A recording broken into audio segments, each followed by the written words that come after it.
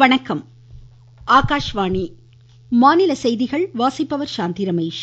தலைப்புச் செய்திகள்.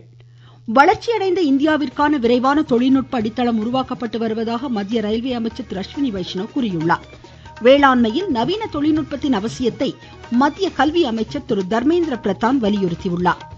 பரம்பிக்குளம் ஆழியாறு பாசன திட்டத்திற்கு வழிகோலிய பெருந்தலைவர் காமராஜர் உள்ளிட்ட தலைவர்களுக்கு கோவையில் சிலை அமைக்கும் பணிகள் இறுதிக்கட்டத்தை எட்டியுள்ளதாக மாநில பொதுப்பணித்துறை அமைச்சர் திரு ஏவ வேலு கூறியுள்ளார். நாகை மாவட்டம் செருதூர் வெள்ளையாறு முகத்வாரத்தில் கரை பாதுகாப்பு சுவர் அமைக்க அஇஅதிமுக ஆட்சியில் நடவடிக்கை எடுக்கப்படும் என்று அக்கட்சியின் பொதுச்செயலாளர் திரு எடப்பாடி கே பழனிசாமி கூறியுள்ளார். இந்தியா இங்கிலாந்து மகளிர் அணிகளுக்கு இடையிலான இரண்டாவது ஒருநாள் சர்வதேச கிரிக்கெட் போட்டி லண்டன் லார்ட்ஸில் இன்று நடைபெறுகிறது. இனி விரிவான செய்திகள். வளர்ச்சியடைந்த இந்தியாவிற்கான விரைவான தொழில்நுட்ப அடித்தளம் உருவாக்கப்பட்டு வருவதாக மத்திய ரயில்வே அமைச்சர் திரு அஸ்வினி வைஷ்ணவ் கூறியுள்ளார். ஹைதராபாத் இந்திய தொழில்நுட்ப கல்விக் கழகத்தின் பட்டமளிப்பு விழாவில் இன்று உரையாற்றிய அமைச்சர், உலகத்தரத்திலான தொழில்நுட்பத்தையும் கருவிகளையும் வடிவமைக்க மாணாக்கர் முன்வர வேண்டும் என்று கேட்டுக்கொண்டார். செமி கண்டக்டர் துறையின் முதலாவது தகடு இந்த ஆண்டு வெளியிடப்படும் என்று கூறிய அமைச்சர், நாட்டின் 6 முக்கிய இடங்களில் இதற்கான உற்பத்தி மைய கட்டுமான பணிகள் நடைபெறுவதாக குறிப்பிட்டார். ரயில்வே துறையில் சீர்திருத்தங்களை சுட்டிக்காட்டிய அமைச்சர், நாட்டின் முதலாவது புல்லட் ரயில் சேவை இன்னும் 2 ஆண்டுகளில் செயல்படும் என்றார். இதற்கான தயாரிப்பு பணிகள் சென்னையில் நடைபெற்று வருவதாகவும் அமைச்சர் கூறினார். செயற்கை நுண்ணறிவு திட்டத்திற்கான பயிற்சிகள் நம் நாட்டில் வழங்கப்படுவதை எடுத்துரைத்த திரு அஸ்வினி வைஷ்ணவ், 2047 ஆண்டு வாக்கில் உலகளாவிய 2 பொருளாதார சக்திகளில் ஒன்றாக இந்தியா உருவெடுக்கும் என்று நம்பிக்கை வெளியிட்டார். வேளாண்மையில் நவீன தொழில்நுட்பத்தின் அவசியத்தை மத்திய கல்வி அமைச்சர் திரு தர்மேந்திர பிரதான் வலியுறுத்தியுள்ளார். கேரள மாநிலம் பாலக்காடு இந்திய தொழில்நுட்ப கல்வி நிறுவனத்தின் 7வது பட்டமளிப்பு விழாவில் இன்று உரையாற்றிய அமைச்சர், போக்குவரத்து, கட்டுமானம், மருத்துவ வசதிகள் உள்ளிட்ட பல்வேறு கட்டமைப்பு பிரிவுகளில் தொழில்நுட்ப தற்சார்பின் முக்கியத்துவத்தை எடுத்துரைத்தார். பிரதமர் திரு நரேந்திர மோடியின் தொலைநோக்கு பார்வையின் கீழ் சர்வதேச அளவில் இந்தியாவின் மின்னணு பொது கட்டமைப்பு தொடர்ந்து வளர்ச்சி கண்டு வருவதாக அவர் பெருமிதம் தெரிவித்தார். இந்நிகழ்ச்சியில் 328 மாணாக்கருக்கு பட்டங்களை அமைச்சர் வழங்கினார். பிரதமர் திரு நரேந்திர மோடியின் தலைமையில் வளர்ச்சியடைந்த இந்தியாவில் இளையோரின் ஆளுமையை அதிகரிப்பதற்கான நடவடிக்கைகள் மேற்கொள்ளப்பட்டு வருவதாக மத்திய இளைஞர் நலன் விளையாட்டுத்துறை அமைச்சர் டாக்டர் மான்சுக் மாண்டவியா கூறியுள்ளார். உத்தரப்பிரதேச மாநிலம் வாரணாசியில் போதை பழக்கத்திற்கு எதிரான இளையோர் ஆன்மீக உச்சி மாநாட்டை இன்று துவக்கி வைத்து பேசிய அவர், போதை பழக்கம் இல்லா இந்தியாவை உறுதி செய்வதில் இளையோர் முக்கிய பங்காற்றுவதாக குறிப்பிட்டார். நாடாளுமன்ற மழைக்கால கூட்டத்தொடர் நாளை மறுநாள் தொடங்க உள்ள நிலையில் நாளை அனைத்து கட்சி கூட்டத்திற்கு மத்திய அரசு அழைப்பு விடுத்துள்ளது. புதுடெல்லியில் நடைபெறும் இக்கூட்டத்தில் அடுத்த மாதம் 21ஆம் தேதி வரை மழைக்கால கூட்டத்தொடரை சுமூகமாக நடத்த அரசியல் கட்சியினரின் ஒத்துழைப்பு கோரப்பட உள்ளது. இதனிடையே இக்கூட்டத்தொடரில் கடைபிடிக்க வேண்டிய நிலைப்பாடுகள் குறித்து அமைச்சர்கள் திரு ராஜ்நாத் சிங், திரு அமீத்ஷா, திரு ஜே.பி. நட்டா, திரு கிரண் ரிஜிஜு உள்ளிட்டோர் முக்கிய ஆலோசனைகளை மேற்கொண்டனர். பிரதமர் திரு நரேந்திர மோடி அகில இந்திய வானொலியின் மன் கி பாத் மனதின் குரல் நிகழ்ச்சியில் 124வது முறையாக வரும் 27ஆம் தேதி உரையாற்ற உள்ளார். மக்களிடையே மனம் திறந்து பேசும் இந்நிகழ்ச்சியை தாம் ஆவலுடன் எதிர்நோக்கியுள்ளதாக குறிப்பிட்டுள்ள பிரதமர், இந்நிகழ்ச்சியில் இடம்பெற வேண்டிய தங்களது கருத்துக்கள், வெற்றி பயணங்கள் குறித்த தகவல்களை பொதுமக்கள் தம்முடன் பகிர்ந்து கொள்ளுமாறு கேட்டுக்கொண்டார். நீங்கள் கேட்டுக்கொண்டிருப்பது ஆகாஷ்வாணியின் மாநில செய்தி அறிக்கை. மோடி அரசின் 11 ஆண்டுகள். உலக பொருளாதாரத்தில் 4வது இடம், உலக தரத்திலான கட்டமைப்பு வசதிகள், 25 கோடிக்கும் மேற்பட்டோர் வறுமையிலிருந்து மீட்பு, 86 கோடிக்கும் மேற்பட்டோருக்கு இலவச உணவு தானியங்கள், அனைத்து துறைகளிலும் வளர்ச்சி, சேவை, நல்லாட்சி, ஏழைகளின் நலன். இதுவே மோடி அரசின் தாரக மந்திரம். வளர்ச்சியடைந்த இந்தியாவிற்கான நரேந்திர மோடி அரசின் பயணத்தில் இது அமுத காலம். தமிழகத்தின் பாசன திட்டங்களில் ஒன்றான பரம்பிக்குளம் ஆழியாறு பாசன திட்டத்திற்கு வழிகோலிய பெருந்தலைவர் காமராஜர் உள்ளிட்ட தலைவர்களுக்கு கோவையில் சிலை அமைக்கும் பணிகள் இறுதிக்கட்டத்தை எட்டியுள்ளதாக மாநில பொதுப்பணித்துறை அமைச்சர் திரு ஏவ வேலு கூறியுள்ளார். கோவையில் செய்தியாளர்களிடம் இன்று பேசிய அவர், 4 கோடியே 28 லட்சம் ரூபாய் மதிப்பிலான இப்பணிகளில் பாசன திட்டம் குறித்து இளைய சமுதாயத்தினர் மற்றும் விவசாயிகள் அறிந்து கொள்ளும் வகையில் காட்சி அமைப்புகள் ஏற்படுத்தப்பட்டுள்ளதாக கூறினார். தமிழ்நாட்டில் மீண்டும் அஇஅதிமுக ஆட்சிக்கு வரும்போது நாகை மாவட்டம் செருதூர் வெள்ளையாறு முகத்வாரத்தில் கரை பாதுகாப்பு சுவர் அமைக்க நடவடிக்கை எடுக்கப்படும் என்று அஇஅதிமுக பொதுச்செயலாளர் திரு எடப்பாடி கே பழனிசாமி கூறியுள்ளார்.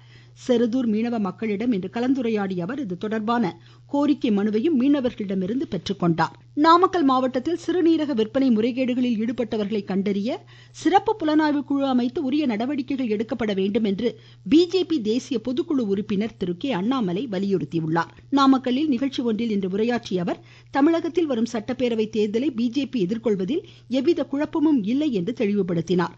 திமுகவை வீழ்த்தும் கொள்கையில் தேசிய ஜனநாயக கூட்டணி ஒரே புள்ளியில் இணைந்துள்ளதாக கூறிய திரு அண்ணாமலை, 2026ஆம் ஆண்டு சட்டப்பேரவை தேர்தலில் முதலமைச்சர் வேட்பாளர் திரு எடப்பாடி கே பழனிசாமி என்பது அறிவிக்கப்பட்டுள்ளதாக சுட்டிக்காட்டினார். தமிழ்நாட்டில் நடப்பாண்டு MBBS இளநிலை மருத்துவ படிப்புகளில் அரசு பள்ளி மாணவர்கள், முன்னாள் படைவீரர்களின் வாரிசுதாரர்கள் தங்கள் சான்றிதழ் ஆவணங்களை சரிபார்ப்பதற்கான கால அவகாசம் இன்று மாலை நிறைவடைகிறது. காஞ்சிபுரம் மாவட்ட வேலைவாய்ப்பு மையத்தில் TNPSC குரூப் 2 தேர்விற்கான இலவச பயிற்சி வகுப்புகள் வரும் 21ஆம் தேதி முதல் நடைபெறும் என்று ஆட்சித்தலைவர் திருமதி கலைச்செல்வி மோகன் கூறியுள்ளார். கள்ளக்குறிச்சி மாவட்டத்தில் உணவு குடிநீர் விநியோகிக்கும் நிறுவனங்களில் உணவு பாதுகாப்புத்துறை அலுவலர்கள் அவ்வப்போது ஆய்வு செய்யுமாறு ஆட்சித்தலைவர் MS பிரசாந்த் உத்தரவிட்டுள்ளார். இது தொடர்பான ஆலோசனைக் கூட்டத்தில் பேசிய அவர், உரிமம் புதுப்பிக்க தவறும் கடைகள் மீது உரிய சட்ட நடவடிக்கை எடுக்கப்படும் என்று எச்சரித்தார். சிவகங்கை மாவட்டத்தில் மீண்டும் மஞ்சள் பை திட்டத்தை சிறப்பாக செயல்படுத்தும் கல்வி உணவு வணிகர்கள் அரசின் விருது பெற வரும் 31ஆம் தேதிக்குள் விண்ணப்பிக்குமாறு ஆட்சித்தலைவர் திருமதி பொற்குடி கேட்டுக்கொண்டுள்ளார். ஈரோடில் மக்கள் நீதிமன்றம் லோக் அதாலத் விழிப்புணர்வு பேரணி இன்று நடைபெற்றது. மாவட்ட முதன்மை நீதிபதி சமீனா தொடங்கி வைத்த இப்பேரணியில் 500க்கும் மேற்பட்டோர் பங்கேற்று நிலுவையில் உள்ள வழக்குகளுக்கு நேரடியாகவோ இணைய வழி மூலமாகவோ சமரச தீர்வு எட்டுவது குறித்து விழிப்புணர்வை ஏற்படுத்தினர். ராமேஸ்வரம் அருள்மிகு ராமநாத சுவாமி திருக்கோவில் ஆடி திருக்கல்யாண உற்சவம் இன்று கொடியேற்றத்துடன் தொடங்கியது. இதுகுறித்து எமது செய்தியாளர். இந்தியாவில் உள்ள 4 முக்கிய புண்ணிய திருத்தலங்களில் ராமேஸ்வரம் மற்றும் தெற்கே அமைந்துள்ள முக்கிய சிவத்தலமாகும். தீர்த்தம், மூர்த்தி, தலம் ஆகிய முப்பெருமைகளை உடைய இப்புண்ணிய திருத்தலத்தின் முக்கிய திருவிழாவான ஆடி திருக்கல்யாண உற்சவ திருவிழா இன்று கொடியேற்றத்துடன் துவங்கியது. அம்பாள் சன்னதி முன்புறம் நவசக்தி மண்டபத்தில் அமைந்துள்ள தங்க கொடிமரத்தில் வேத மந்திரங்கள் முழங்க கொடியேற்றப்பட்டது. இந்நிகழ்வில் ஏராளமான பக்தர்கள் கலந்து கொண்டனர். இன்று முதல் வரும் 4ஆம் தேதி வரை 16 நாட்கள் நடைபெறும் திருவிழாவில் முக்கிய நிகழ்வுகளான வரும் 27ஆம் தேதி அம்பாள் எழுந்தருளும் திருத்தேரோட்டமும், 29ஆம் தேதி ஆடிப்பூரமும், 30ஆம் தேதி சுவாமி அம்பாள் திருக்கல்யாண உற்சவமும் நடைபெறும். ராமேஸ்வரத்திலிருந்து கார்த்திகேயன். கன்னியாகுமரி மாவட்ட கடற்பகுதிகளில் பலத்த காற்று வீசி வருவதால் சின்னமுட்ட மீன்பிடி துறைமுகத்திலிருந்து மீனவர்கள் கடலுக்குள் செல்ல 3வது நாளாக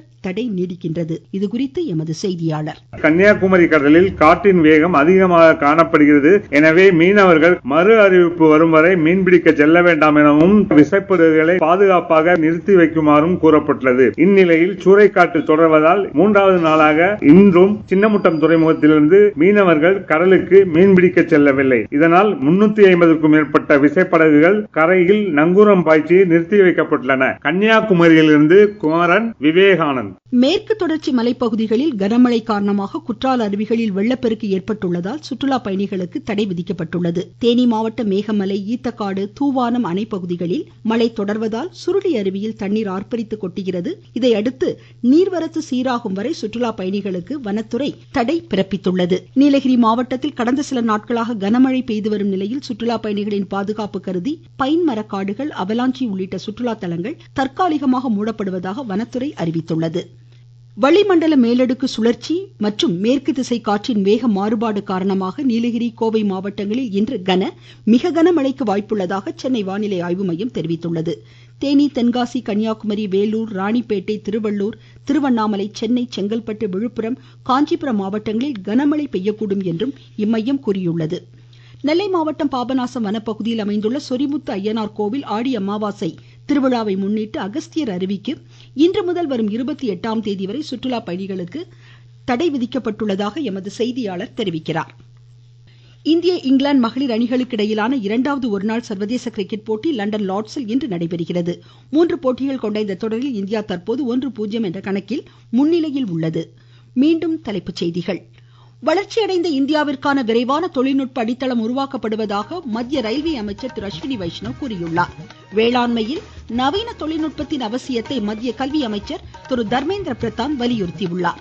பரம்பிக்குளம் ஆழியாறு பாசன திட்டத்திற்கு வழிகோலிய பெருந்தலைவர் காமராஜர் உள்ளிட்ட தலைவர்களுக்கு கோவையில் சிலை அமைக்கும் பணிகள் இறுதிக்கட்டத்தை எட்டியுள்ளதாக மாநில பொதுப்பணித்துறை அமைச்சர் திரு ஏவவேலு தெரிவித்துள்ளார். நாகை மாவட்டம் செருதூர் வெள்ளையாறு முகத்வாரத்தில் கரை பாதுகாப்பு சுவர் அமைக்க அஇஅதிமுக ஆட்சியில் நடவடிக்கை எடுக்கப்படும் என்று அக்கட்சியின் பொதுச்செயலாளர் திரு எடப்பாடி கே பழனிசாமி கூறியுள்ளார். இந்தியா இங்கிலாந்து மகளிர் அணிகளுக்கு இடையிலான இரண்டாவது ஒருநாள் சர்வதேச கிரிக்கெட் போட்டி லண்டன் லார்ட்ஸில் இன்று நடைபெறுகிறது. இத்துடன் இந்த செய்தியறிக்கை முடிவடைந்தது.